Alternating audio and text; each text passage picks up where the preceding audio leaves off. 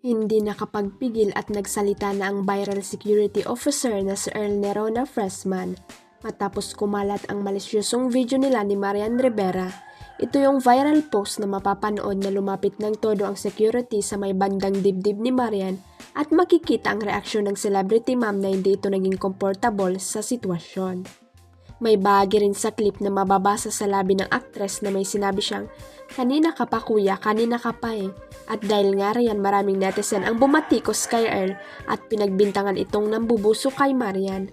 Sumagot naman ang security officer sa pamamagitan ng Facebook at ipinaliwanag ang tunay na nangyari.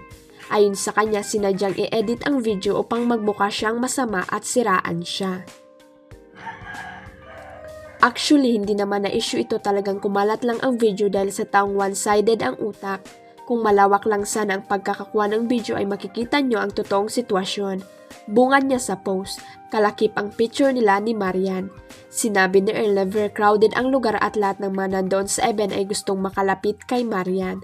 Nandoon daw siya upang protektahan ang aktres. Paano na lang kaya kung wala ako sa designation ko, edi mas nabasto si Marian at hindi na mapipigilan ang mga taong halos lumapit sa kanya. Paglilinaw pa niya, bumulong lang ang kasama ko at nagtanong about sa crowd control. Sa buong makakaya ko, nilapit ko ang tenga at sana naman lang kung may audio na malinaw ang video ay nag-excuse talaga ako, kaya nga nilapit ko ang tenga ko sa kasamaan ko dahil mahirapan ka sumenyas. Mahirapan ka igalaw ang katawan mo dahil sa dami ng tao sa paligid mo na sana ay nakunan din ng video. May isang crowd na nagpupumilit na makalapit kay Marian at nakikipagtalo sa amin kung makikita nyo sa video na sinabihan na kuya kanina ka pa. I swear hindi ako yun. Sinundan niya ng tingin iyon at nagkataon na sa akin ang tingin dahil nga kami mga kasamaan ko ang nagsisecure ng kanyang safety.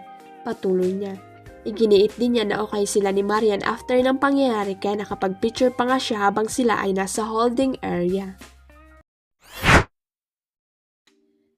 Nagtrending na naman ang actress at content creator na si Ivana Alawi matapos niyang ibahagi ang kanyang stunning Moana-inspired transformation sa Instagram. Sa isang nakakatuwang video, ipinakita ni Ivana ang kanyang pagbabago mula sa modernong casual look tungo sa pagiging isang island native girl na may dagdag na flair sa kanyang lip-sync sa sikat sa kanta mula sa Disney, Moana.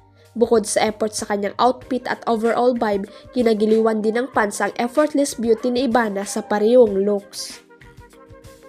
Sabi nga ng ilan, "Oo na Moana Alawi, ikaw na. Dang bagay na bagay, super bagay mag-Moana."